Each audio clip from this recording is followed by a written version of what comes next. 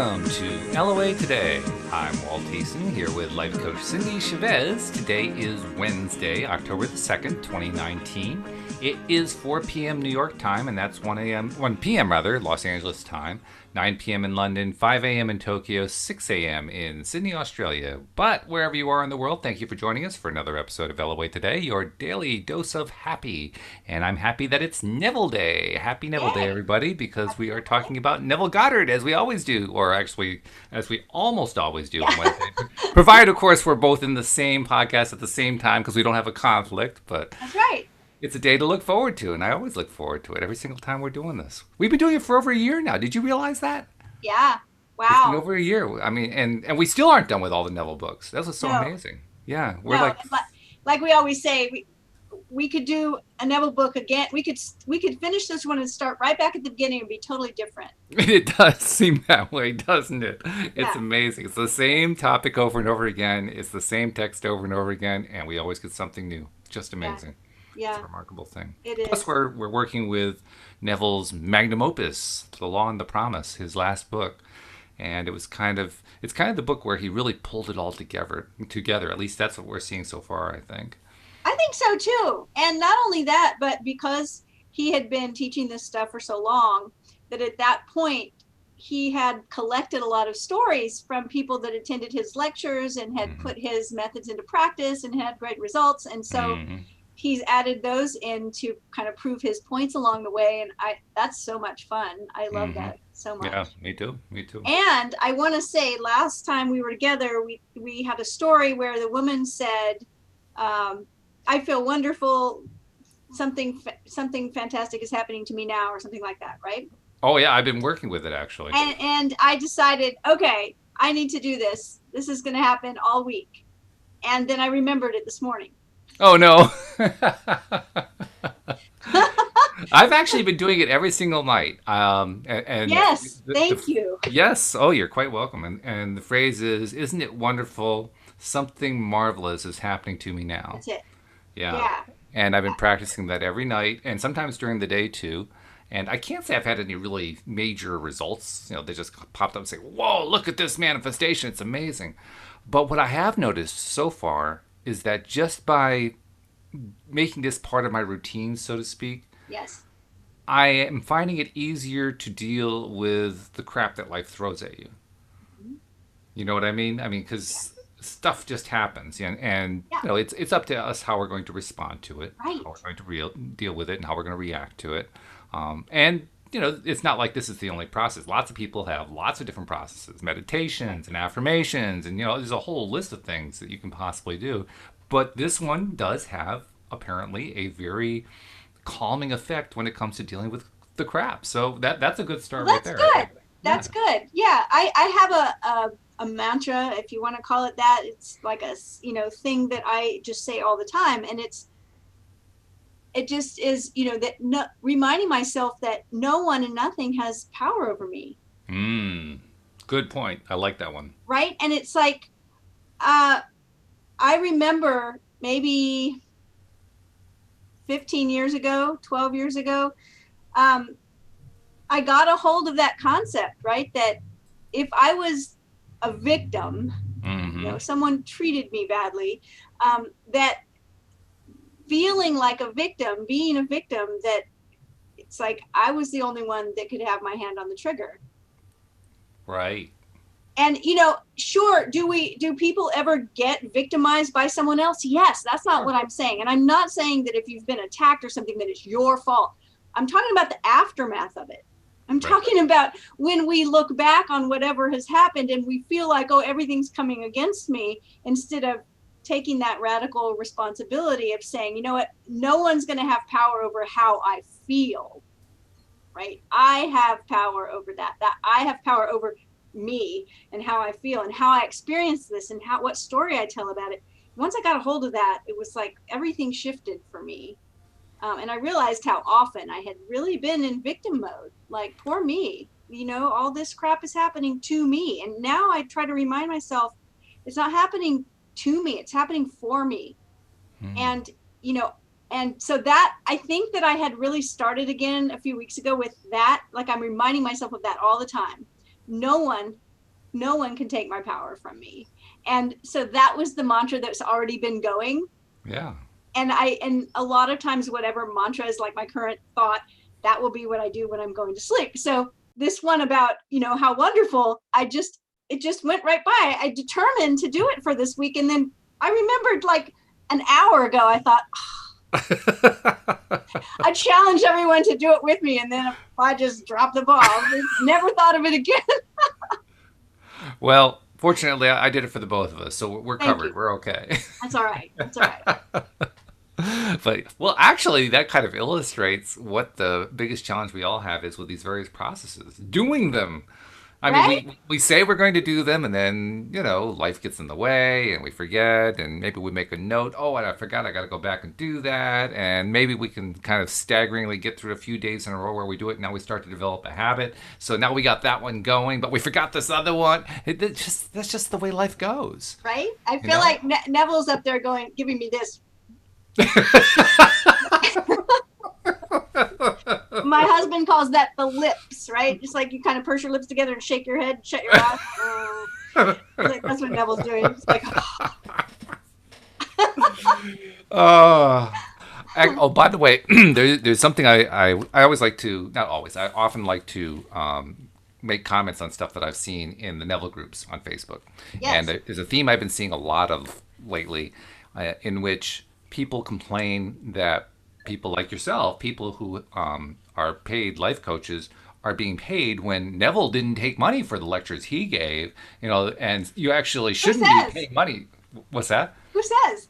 Who says what? Who says Neville didn't take money for his lectures? Oh, well, he did that. He actually said that. But he also said that he did require being paid if he was doing in-person coaching. He actually stated that in one of his lectures, and he actually stated the scale, too. And that's what my point was. Okay. Yeah, that's the point I wanted to make was Neville actually stated precisely what he was charging people in order to get one-on-one attention from him. Yeah. So to all the people who are getting snooty about, people like Cindie who make a living, my reaction is, and that's my commentary for the day. Well, I think there's a lot of opinions and a lot of also misinformation about coaches and coaching. And there's also a really wide range of what people charge to coach and what experience people have and what training they have. I have 10,000 hours of training and $10,000, probably more like $20,000 of training, and coaches that I hire myself. So I've invested in my skills, and I've invested in, being able to show up as a badass. So it's like, I don't have a problem charging for what I do. And I also give away a lot of stuff for free. You can hear our podcast. Nobody's charging you to hear the podcast. Absolutely. We write articles and we post things and we help people pro bono all the time. And so, if people get kind of, squirmy about life coaches charging, well, then just don't hire a life coach. Well, exactly. Yeah. don't hire a life coach. Keep going with what you're doing. My point to them is, why do you have to get squirrely about it? Why do you have to just throw blame and doubt and all kinds of stuff at other people? Just go with what you like doing. That's fine. But when you start doing the other thing, now you're attracting all this stuff that you really didn't want in the first place. Yeah. Because remember, what you vibrate to, that's what you're attracting more of. So are you sure you really want to put out all these complaints about what life coaches are charging? Really? True. Yeah. Right. Right. I mean. Yeah. I kind of liken it to, well, okay, truly, any job in existence, any task, anything that needs to be done can be done for free. I mean, there's no job that can be done that you absolutely have to get paid for, otherwise it won't happen. So let's apply the standard to ourselves. Would you, whoever you are, Mr. or Mrs. Listener, would you do your job for free? If not, what does that say about you? Yeah. Well, it says you think you deserve to be paid for what you do, and that's valid.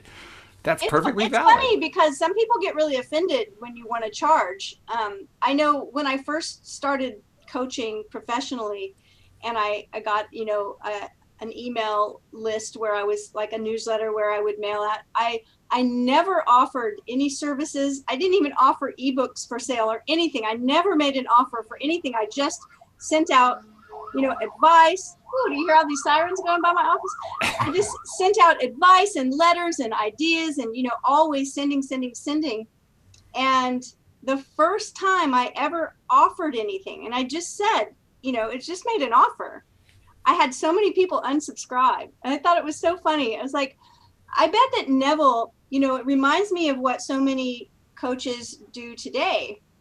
And not just coaches, but people that are doing any kind of work where they do a podcast to let people know about their work, or they write a newsletter, or they post on Facebook. It's like nobody's paying us to post on Facebook. As a matter of fact, a lot of people are paying Facebook to be able to That's true. on Facebook, right? And it's like Neville was going out and doing lectures, and that was his Facebook, right? That was his get out there and be seen and let people know what you're talking about, let people know what you're doing, let your ideas be out there. And if you want my personal attention, I'm happy to coach you, and let's step over into my business container so that I can tell you what I charge and you can pay me. And that's exactly. Yeah, and there's not anything wrong with it, And by the way, one of the quotes that the naysayers like to draw upon is, they don't even draw the quote because they're usually too lazy to go look it up. But the gist of the quote is that you don't want to, Neville said you want to avoid people who are charlatans trying to charge you to teach you what he was teaching for free.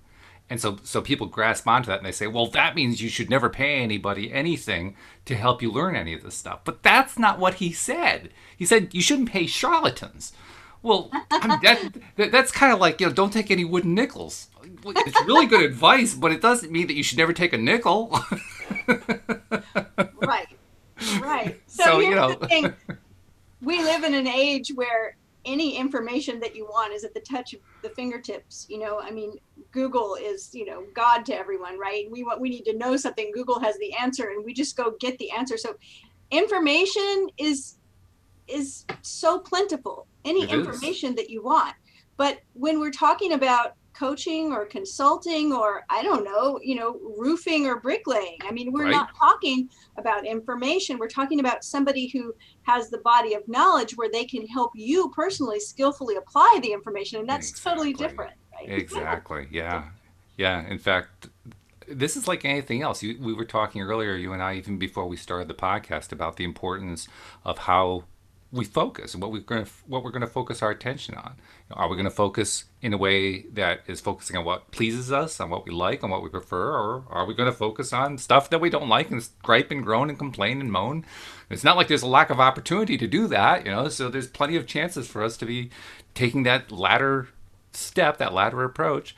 But we have that choice every moment of every day, and that includes whether we're going to work for a living and collect a paycheck, or whether we're going to pay somebody else for a service or whatever. A lot of people decide to look at it positively and say, like with the gardening service that we offer, that Louise and I offer through our gardeners, our clients who love us say, oh God, I'm so glad I don't have to do the gardening anymore. Right, exactly. And they're often paying us hundreds or thousands of dollars to do that, but they've been gardeners. They know what it's like. And they know how hard the work is. So they're glad to pay the money, Yeah. Because it's much more valuable to them to just preserve these wonderful gardens they built up over the years. That's it. Yeah. That's it. And so it's seen as, here's the thing is, nobody likes to be sold to if it's something they don't want. That's right. If it's something they want, they don't notice they're being sold to, right? Exactly. If I walk into Best Buy and I'm looking for a new TV, I'm looking around. Who can help me? I've got money in my pocket, and I want somebody to show me the most awesome TV they've got in this place, because I'm ready to buy that thing. That's right. But if I go in there just to look around and I don't want to be bothered, and 5 salespeople keep coming up to me, can I show you a TV? Can I show you a TV? Right? I'm like, I don't want a TV. Like, leave me alone. I'm here for a mixer. I don't care about TVs. That's all it is. If you're in the market for something, there's somebody that can help you, and you're happy to pay them because you want the results. And that's it. That's all it is. That's what it's all about. So perspective, as usual, is everything. As usual. Yes. Yes. So anyway, back to Neville. We are on chapter 8 of The Law and the Promise.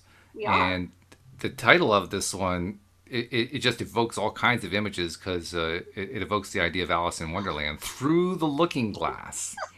Right.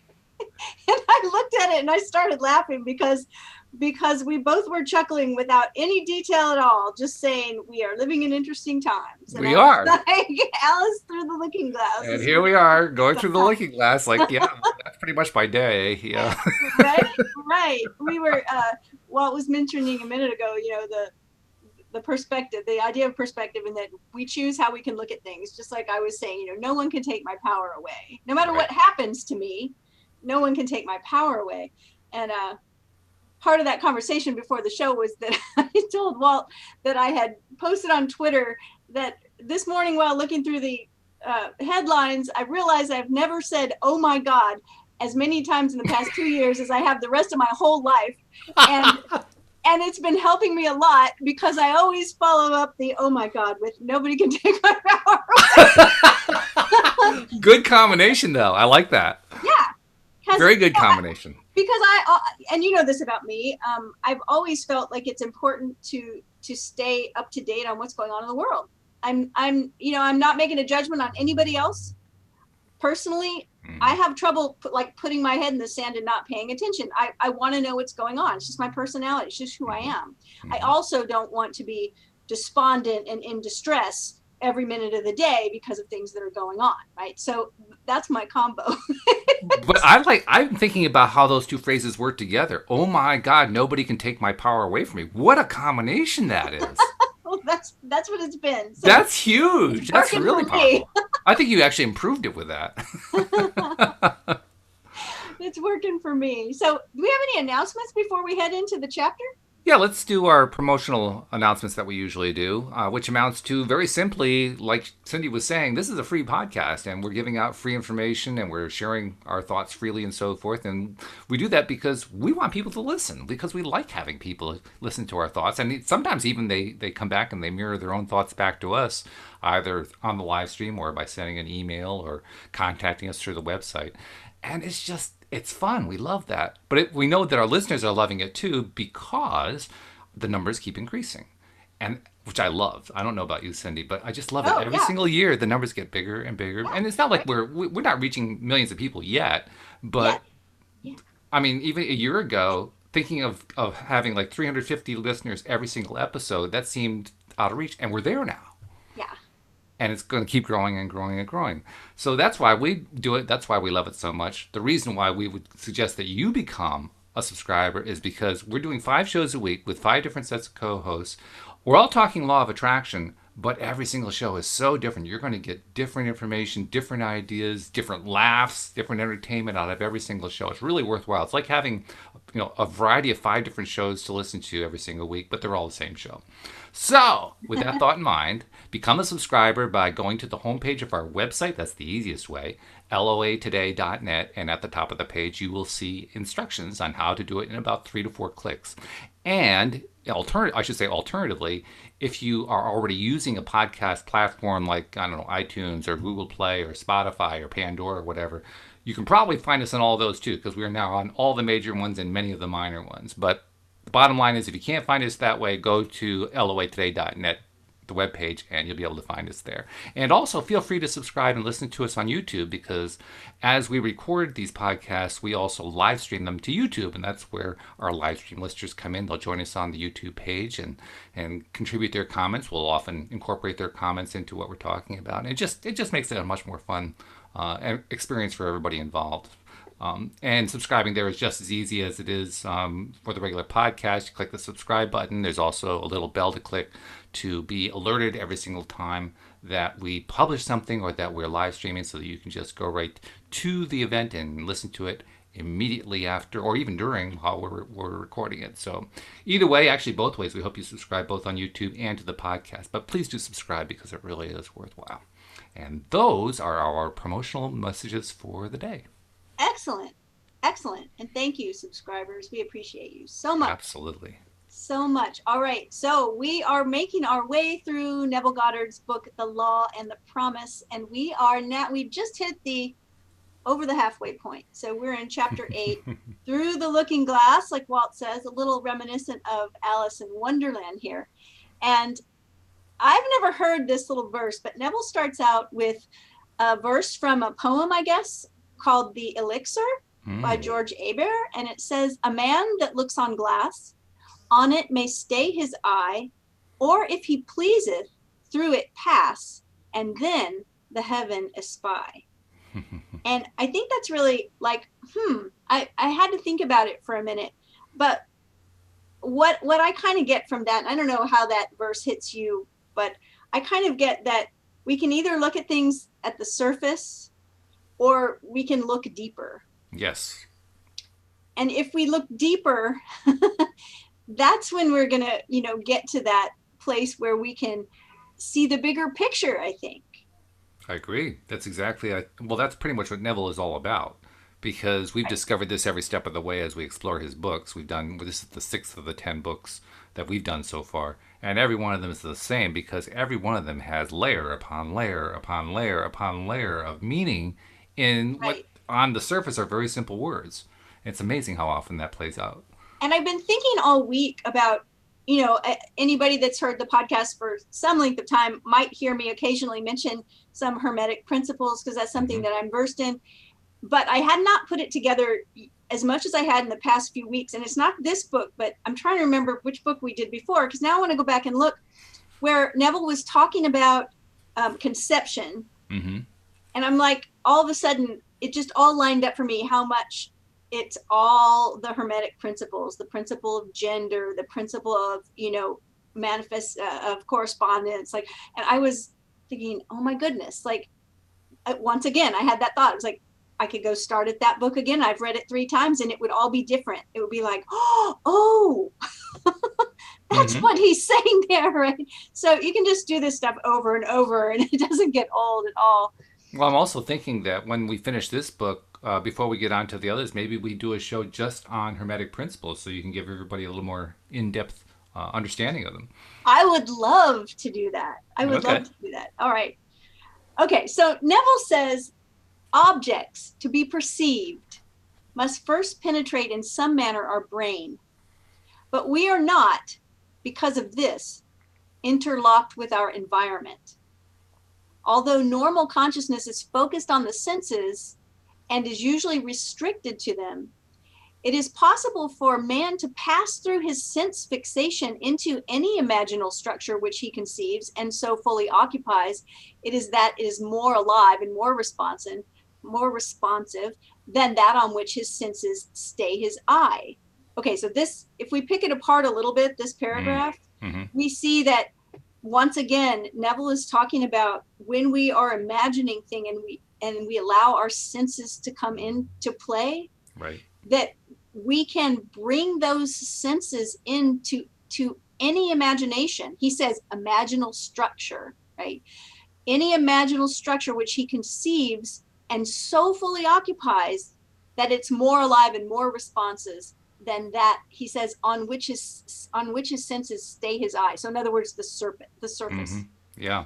So, and by the way, this is an important concept for a number of different reasons. The first one that comes to my mind is he is, in a sense, acknowledging the challenge that's involved every single time that we're kind of on our own, away from podcasts, away from books, away from talking to people on social media and so forth, and just having to deal with, okay, this is my time now to do the work. My job is to do the imaginal work, and then we get flummoxed, and we can't seem to get the image going, and then we have all these lists of things that get in the way. And or we just make a simple statement like, you know what, this is such a great affirmation. I'm going to say it as I fall asleep every night this week. Very simple.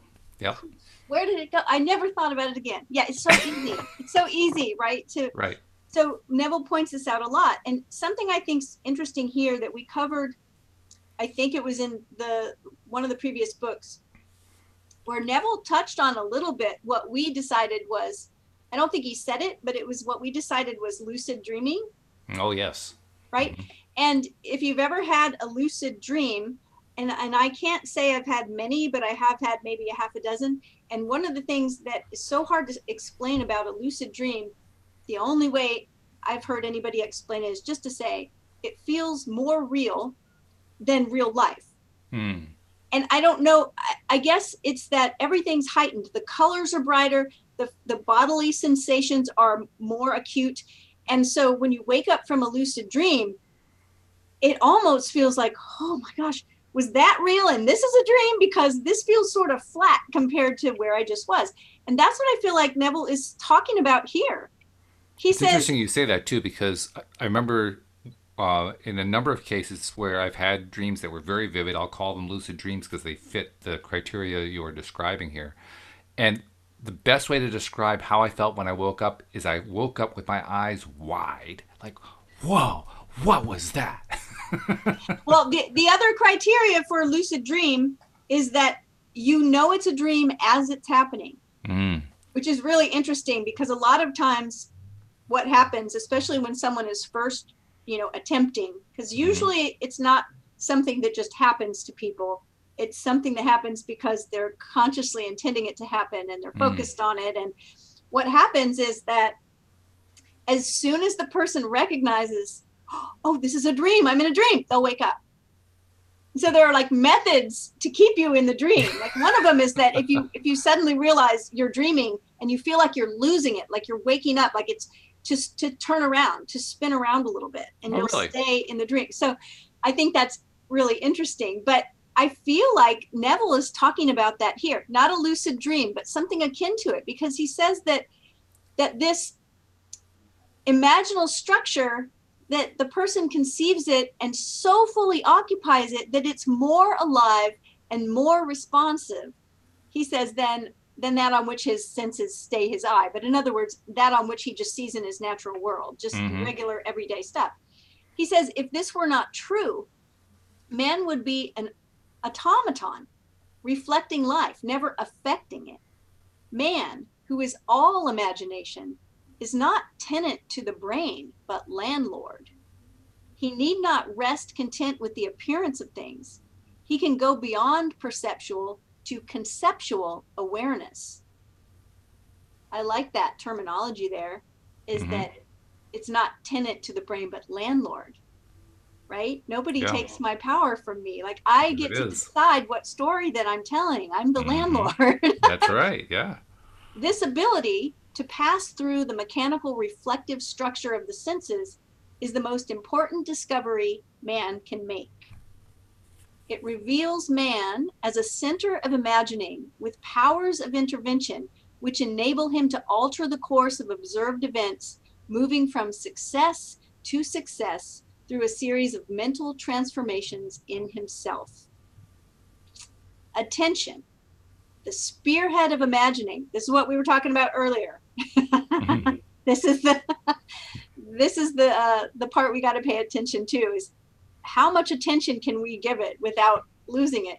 Right. Attention, the spearhead of imagining, may be either attracted from without as his senses stay his eye, or directed from within if he pleases, and through the senses pass into the wish fulfilled.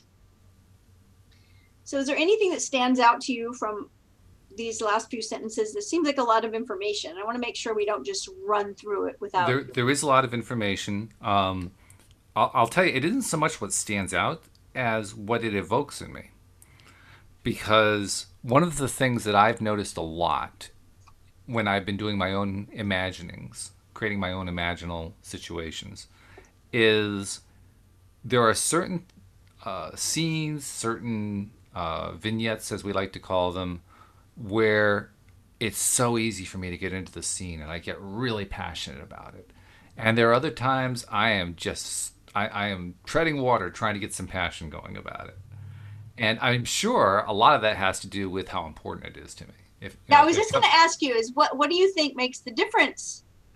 And that's what it is for me. I mean, like when Louise was really in the midst of her medical crisis this past winter, it didn't take me any time at all to get into a highly passionate state about that. I mean, it was just right off the chart instantly, But I could be, doing a vignette about trying to attract a bunch of money in my life, and it's kind of there a little bit, but it doesn't have the same level of passion to it at all. I'm working at it. Why? Because my wife is really, really important to me.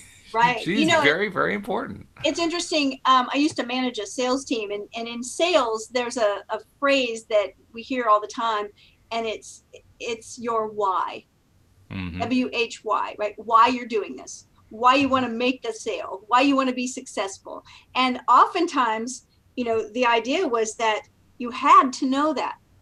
And that once you knew it, if it was a big enough why, if it was a Mm-hmm. powerful enough why, you wouldn't have any trouble bringing in what you wanted to bring in, right? And many times for people, hopefully not all the time, but I remember stories where what was someone's why? It was, my wife is sick, right? It was, my child is sick and I need to be able to pay for her medical care or whatever, right?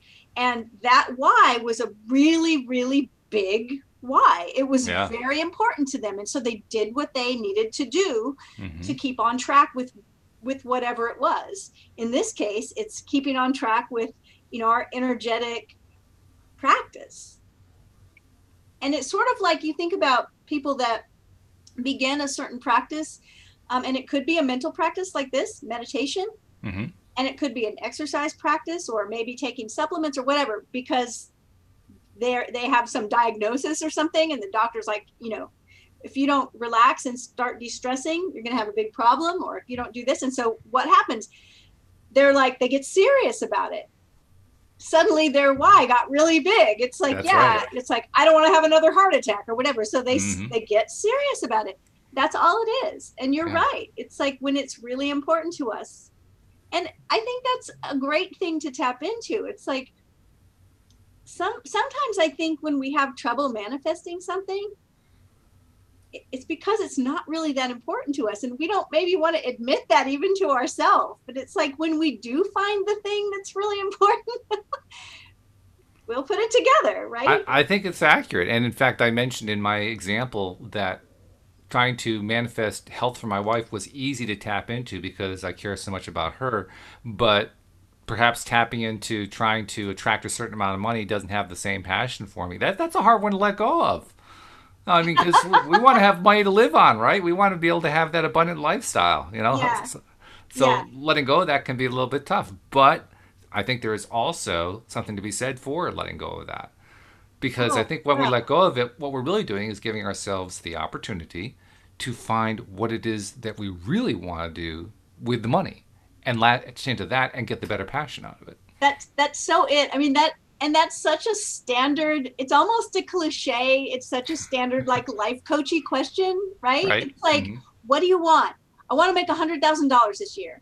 What would you do if you had that? What would having that give you, right? Because that's really what we want to get to. Exactly. Because picture this, is it just $100,000 that you can stick in a shoebox under your bed and never touch?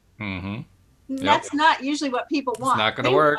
Something that they think that money's going to give them. And sometimes it's not even stuff, right? Sometimes it's power or the sense of freedom or security. But if we can latch onto that, then we'll have a better chance of having it come into our reality. So I actually feel like I'm doing a better job of doing my imaginals when I'm focusing on, with money related stuff, what is it my money's already buying me? Because when I'm focusing on that's real, So we had a good meal yesterday. Well, that meal got paid for with money, but the meal was the best part. The meal was delicious. Spicy was wonderful. That I can easily tap into that one. I like that a lot too, because you're like, I want to do that again. That's right. Exactly. Yeah. Which, by the way, happens to be true. We do that 3 times a day or whatever, whatever the lifestyle is, right? No, that's true. All right. So Neville says to move from perceptual awareness, or things as they seem, to conceptual awareness, or things as they ought to be.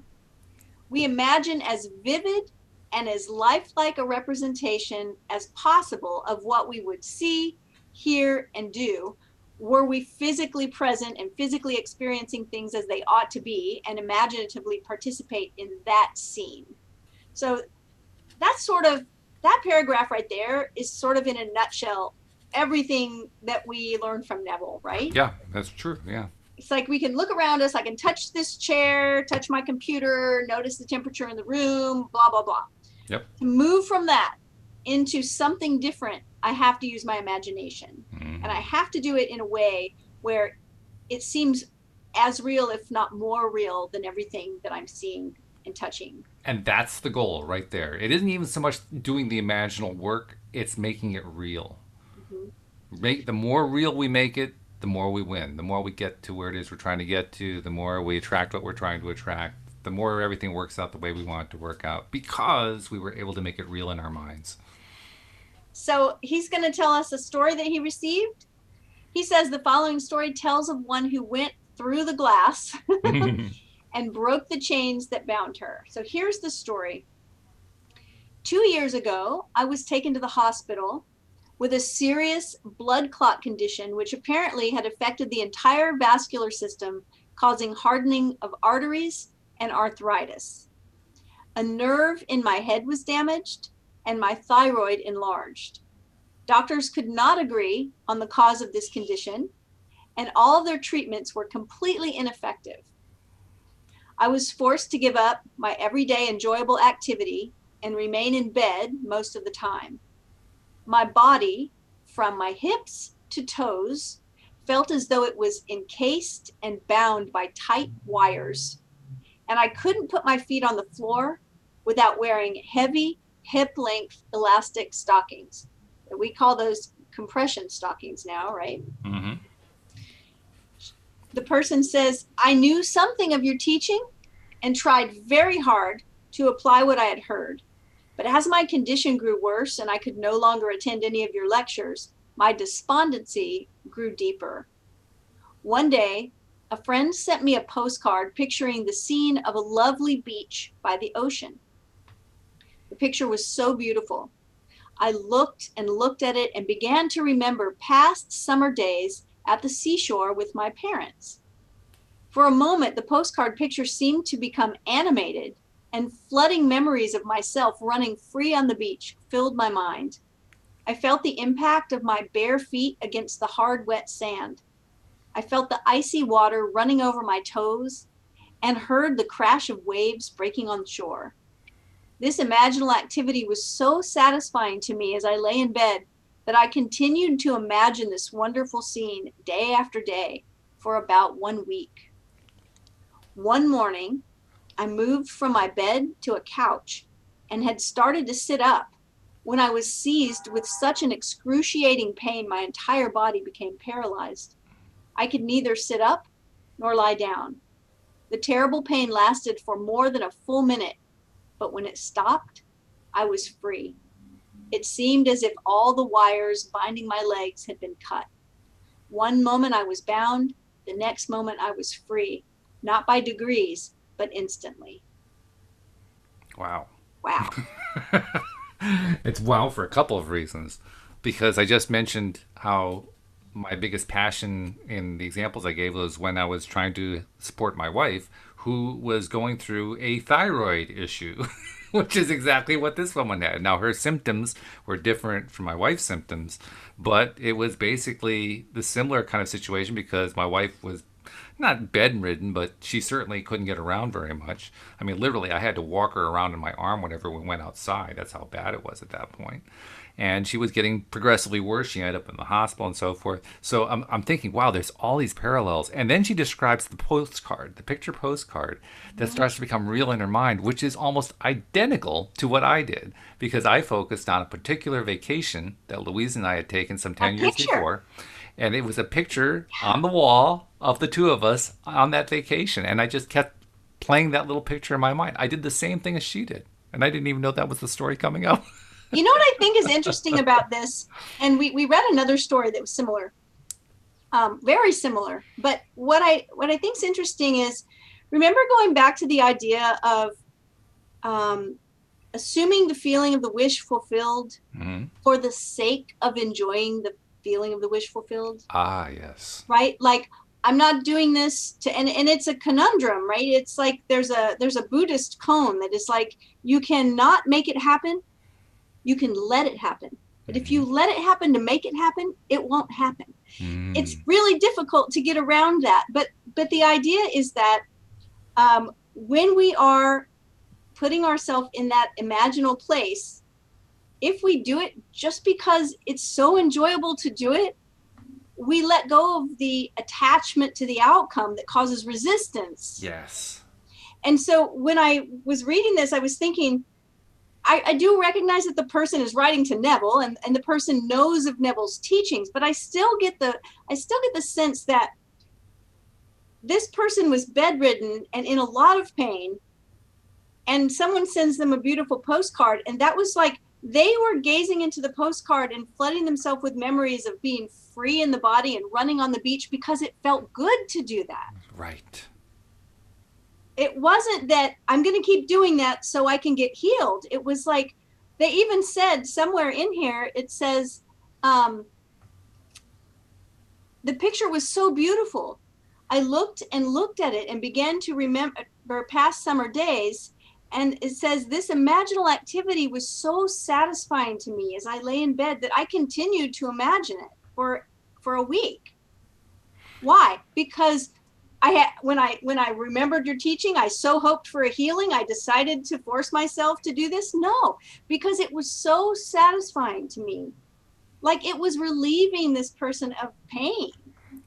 I had the same experience when I was trying to help Louise, and I was focusing on that photo of our visit to Seattle. For that moment in time, I was escaped from dealing with what Louise was going through and my stresses about it, and dealing with the doctors and the hospitals and the dietary and everything else. I could escape from that for a bit and just kind of remember how wonderful it was to go to Seattle, which was a great vacation for us. And I remember you saying that I looked at that picture, and my memory of how happy we were and how much fun we had and how good we felt was so vivid. Like it was like it was yesterday. It was like it was now. It was like it felt so good to put myself and to remember that and to remember how it felt. And that's exactly what's happening here. And it's really, really fantastic. It is. I love the parallel. It's fabulous. So Neville then quotes the Christian Bible, 2 Corinthians. He says, we walk by faith, not by sight. It's a very perfect verse to use there. He says, when we walk by sight, we know our way by objects which our eyes see. When we walk by faith, we order our life by scenes and actions which only imagination sees.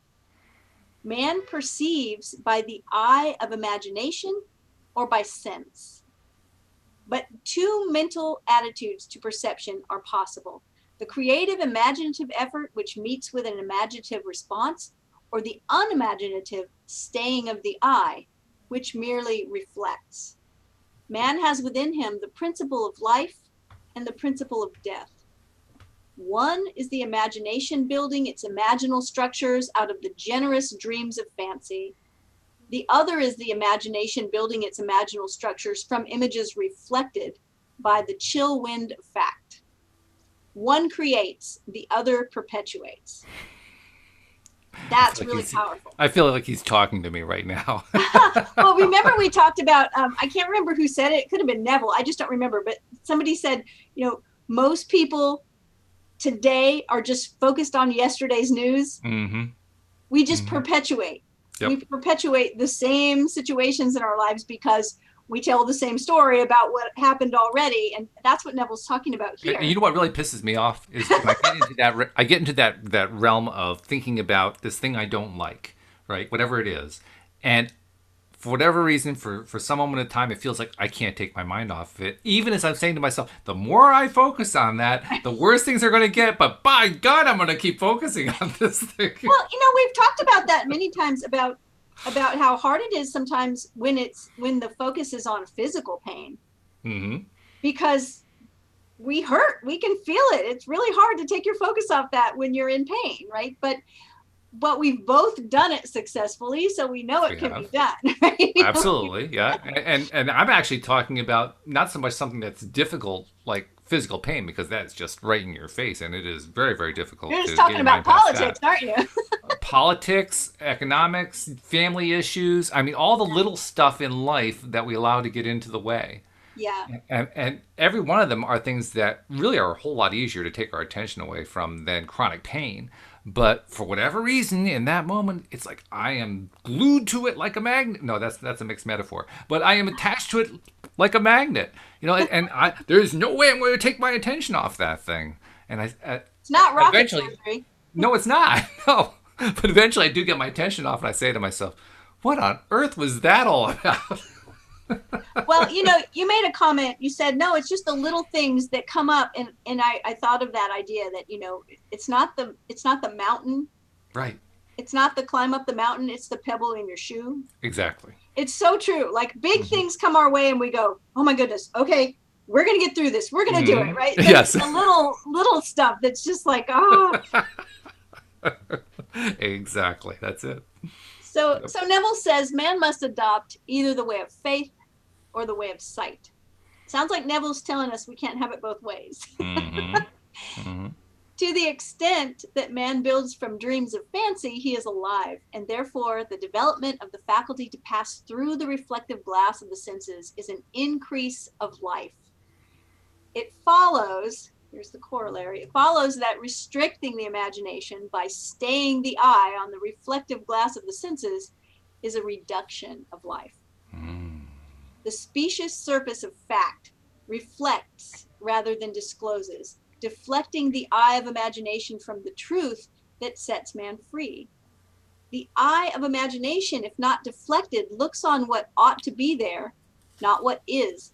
However familiar the scene on which sight rests, the eye of imagination could gaze on one never before witnessed. It's this eye of imagination, and only this, that can free us from the sense fixation of outer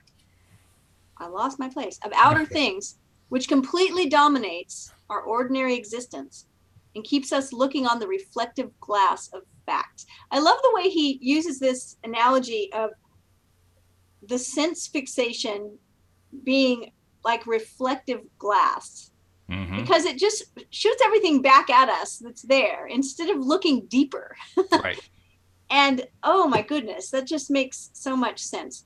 Well, the looking glass is a mirror, essentially. Right.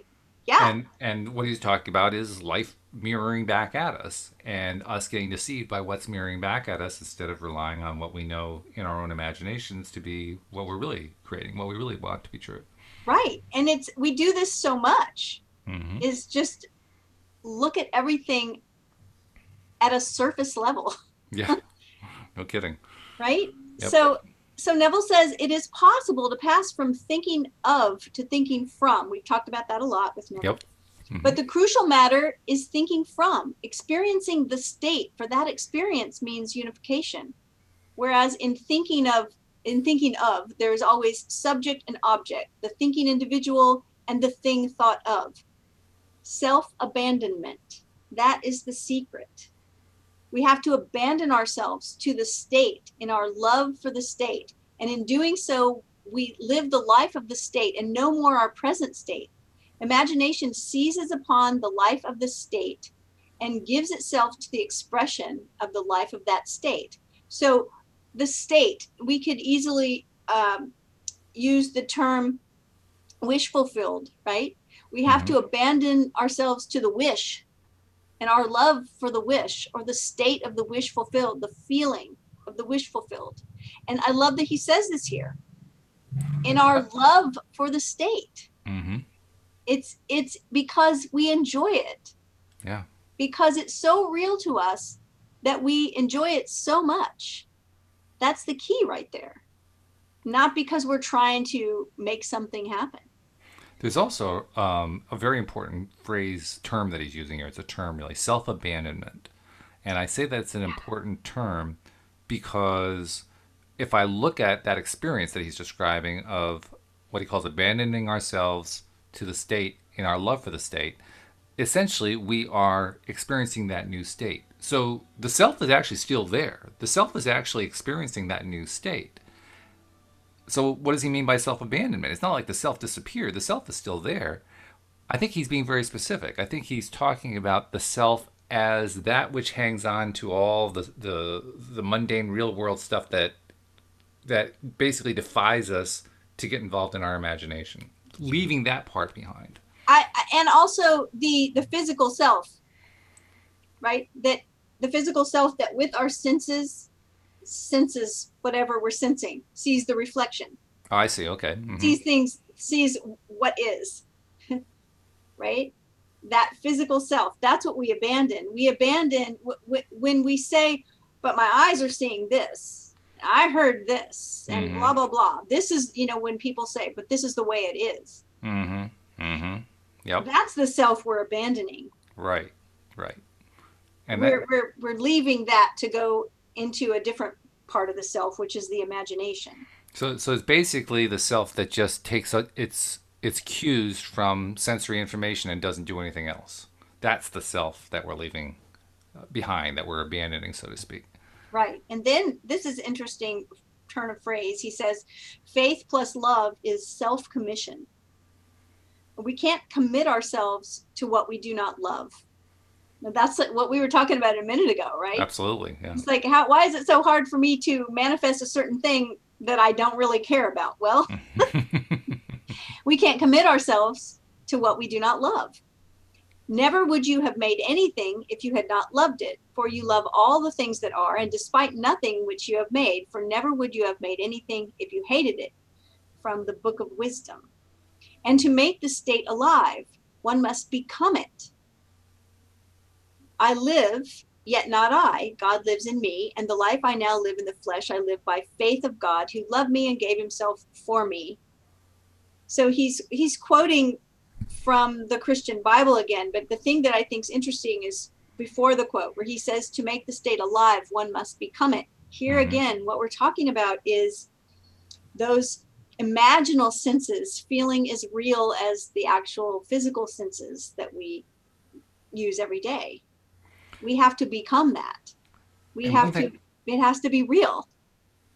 And one thing that I've been trying to remind myself on a regular basis about that is, even if I am trying to put myself into that imaginal state and, as he likes to phrase it, assuming the feeling of the wish fulfilled, assuming what it feels like to be in that state, making that state real for myself. Perfection isn't everything. It's not like if I don't get there right away, I failed. No. Instead, the way I'm looking at it is, each time that I'm practicing it, I'm getting a little bit better at it. I'm getting a little bit stronger at it. I'm developing it a little bit more. And so there can even be a time period of days, weeks perhaps, where it feels like I'm not making any progress. But if I remind myself the progress is still being made, even though it doesn't feel like I'm getting there, eventually I look back and I say, whoa, I guess I did make more progress than I realized. I'd forgotten about some of this progress I had made. Because to my perception, it was just, I was making such little incremental changes and little incremental improvements that I could barely tell the difference. It's only looking back over a period of time I could really notice it. Right. And anybody that has learned anything really that they are proficient at now should be able to recognize that process. That's right. If you've learned a musical instrument. Mm-hmm. Right? If you've learned to become a gourmet chef, if you've learned how to type on a keyboard. I mean, you can remember before you knew how to do that, right? Clicking around with 2 fingers or whatever, and now, so anything that you do well, if you just look back and remember the learning curve of it, remember the frustration of the learning curve. It was there. Yeah, and recognize that, like you said, most of the time it's incremental. Very small improvements over time, but eventually you're an expert and you're a master, and that's what we're going for here. So that's right. We got to keep practicing. Neville says God loved man. Now remember, we haven't done this in a while. This book so far, Neville has not quoted religious texts as much as he has, but we have to get out the Neville decoder ring and remember that Neville will tell you that you are God. Right. Neville will tell you that God is the imagination, that Christ is the imagination. And so when he says, when he uses some of these verses, it's important to try to understand what he's saying, because he has a different definition for things. So God loved man, his created, and became man in faith that this act of self-commission would transform the created into the creative. We must be imitators of God as dear children and commit ourselves to what we love, as God who loved us committed himself to us. We must be the state to experience the state. I love the fact that he included this concept we were talking about and have been talking about how we make it real in our minds and how we engage in doing the imaginal activity in order to really feel it and experience it. And he says that's exactly what God did to create us. I thought that was really interesting. He says it's the same process, the exact same process. All we're really doing is doing the same thing that ultimately is how we create ourselves. Well, I love that he is talking about being the state. Being the state. Because we, the world isn't so much what we see, it's what we are. Our experiences are always directly attached to our sense of identity. And so that's why this is so important. The center of consciousness, the center of conscious imagining, can be shifted, and what are now mere wishes, imaginal activities keyed low, brought into penetrative focus and entrance commits us to the state. The possibilities of such shifting of the center of imagining are startling. The activities concerned are physical, actually psychical throughout, is what he says. The shifting of the center of imagining is not brought about by spatial travel, but by a change in what we are aware of. The boundary of the world of sense is a subjective barrier. So long as the senses take notice, the eye of imagination is deflected from the truth. We do not get far unless we let go. I love that, because one of the things that I explain to people a lot of the time is that every big shift comes after a big letting go. Yes. We often have to let go of whatever we're attached to. So I know that we're coming up on time, but I think we can get through this story. Let's do the story. I love ending on a story anyway, so let's go for it. This lady let go with immediate and miraculous results. Here's her letter to Neville. Thank you for the golden key. It has released my brother from the hospital, from pain and probable death, for he was facing a fourth major operation with little hope of recovery. I was very concerned and attempting to use what I had learned about my imagination. I first asked myself what my brother truly desired. Does he want to continue in this body, or does he desire to be free of it? The question revolved itself over and over in my mind, and suddenly I felt that he would like to continue remodeling his kitchen, which he had been contemplating before his confinement in the hospital. I knew my question had been answered, so I began to imagine from that point.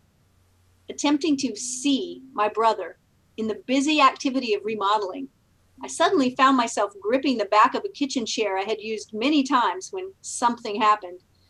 Then suddenly I found myself standing beside my brother's bed in the hospital. This was the last place I would have wanted to be, physically or mentally. But there I was, and my brother's hand reached up and clasped my hand tightly, and I heard him say, "I knew you would come, Joe." It was a well hand I clasped, strong and sure, and the joy that filled and spilled over in my voice as I heard myself say, "It's all better now, you know it." My brother didn't answer, but I distinctly heard a voice say to me, "Remember this moment." I seemed to awake then, back in my own home. This took place the night after he had entered the hospital. The following day, his wife telephoned me saying, "It is unbelievable. The doctor cannot account for it, Joe, but no operation is necessary. He is so improved that they have agreed to release him tomorrow." The following Monday, my brother went back to his work and has been perfectly well since that day. Nice. I like that. That's awesome. Yeah. I love that this woman took the time, to meditate or contemplate whether her brother would want to stay or go. Yes. And took the time to do that. And then the answer that came to her is she saw him remodeling his home, a project he had already started. And that was her answer. And she trusted that. Yes. There's a lot of intuition trusting in this story. She trusted that and said, that's where I started. I just started picturing him joyfully remodeling his home. Well, there was trusting and there was also recognizing. She had to recognize the signal for what it was, and she did, which is more to her credit. What's interesting is she was actually focusing on something that she knew he enjoyed. Yes. We were talking earlier about what we really care about, and this was something he cared about. So it's just interesting how it was powerful. It's certainly powerful for me. I mean, just hearing that story is powerful, and it just reaffirms how powerful this whole ball of yarn is. I mean, what we're working with here is truly the power that creates worlds. It really is. And once we grasp that, the world changes for us, which is exactly what we wanted anyway. So anyway, we will continue doing that chapter in 2 weeks because you're going to be not part of the podcast next week. I won't be here next week. You won't be here next week, but you'll be back in 2 weeks. So we will conclude chapter 8 at that time. Next week, I imagine Alex will probably sit in for you. So we'll be discussing who knows what. We may even have a guest. Who knows? I mean, that's what happened last time. That person who came on the show that one Wednesday, she contacted me after you told me that you weren't going to be able to make it. And I had no anticipation of it. So you never know what's going to happen. Amazing. It's amazing. It's always amazing. But thank you, as usual, for all of your insights about Neville, because they're very appreciated. Remind people how to reach Cindie Chavez, too, in case somebody wants to reach out to you. They can reach me at my website, cindiechavez.com, CINDIECHAVEZ. I hope you will reach out. Give me a shout.